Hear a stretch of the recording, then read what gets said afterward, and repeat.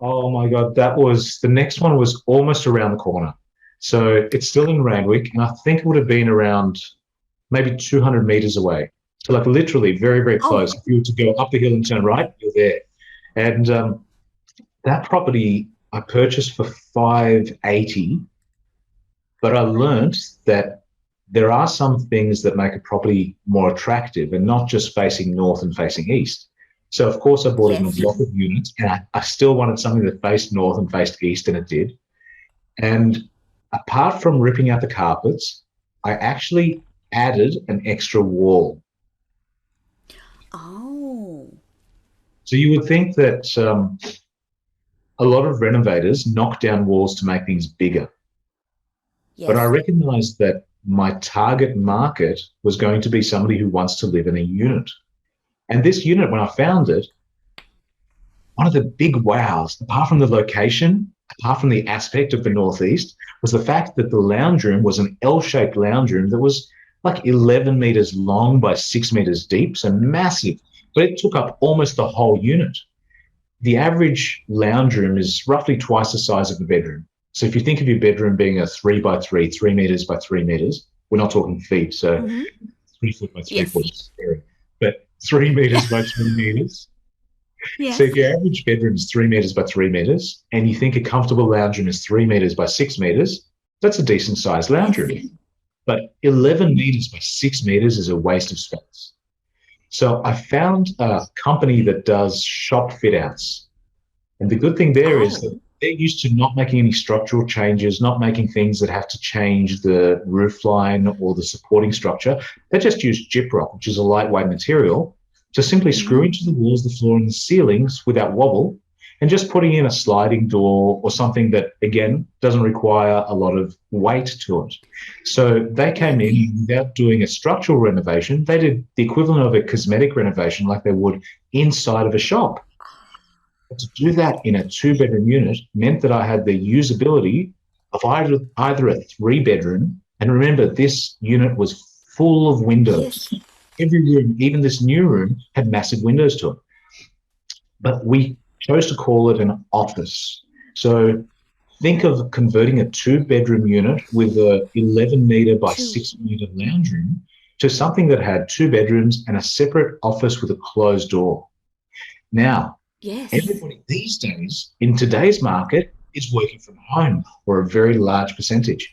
Back in those days, when I was young and dinosaurs roamed, Nobody. it was very unlikely that someone was working from home. But just having that separate small office, home office in a spare room inside a unit was a bonus for somebody that perhaps worked in the city and wanted Definitely. a unit to live in, but also to do a little bit of work on their weekends or whatever without being disturbed by the TV, without feeling like they're working inside their bedroom. Once you've got a bed in the bedroom, there's not a lot of space. So unless you've got Not a in a unit. bedroom, so unless you've got a triple size bedroom, you're missing that workspace. So I worked out who the market was. I worked out who's going to be looking at the renovation afterwards and deciding to buy it. And the work that we did to put in that gyprock wall, I believe was between 7,500 and 8,500. So So not a lot of money. well under $10,000. But I bought for 580 and I sold for over 800,000. Why was that better? It was better because I wasn't in a rush to sell. So I could work out Right. whether the newspapers were saying good things about property, whether the taxation department was saying good things about property. The one thing that I could control was how the property looked, the renovations, Yes. etc.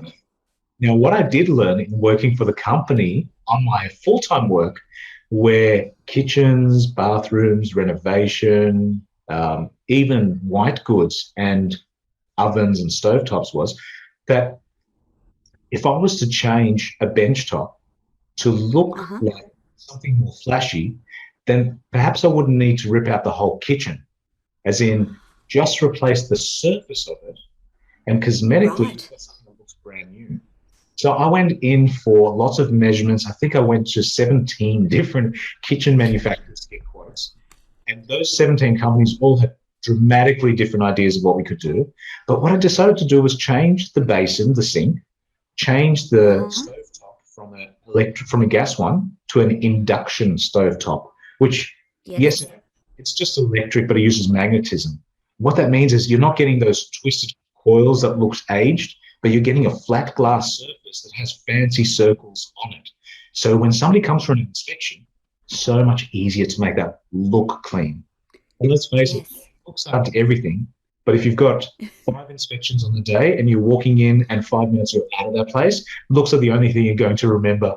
So I That's changed the right. oven, changed the stove top, changed the bench top, ripped up the carpet and put in this new lightweight wall just to separate that 11-meter lounge room into a two Mm. and a half meter by 3 meter room and then a big enough lounge room. And put a little window up top as well to make sure that the light still fills the lounge room. Still You don't. creeping. So we had lots of natural light. It sold very quickly and very easily. But then we used that money to move into the next property.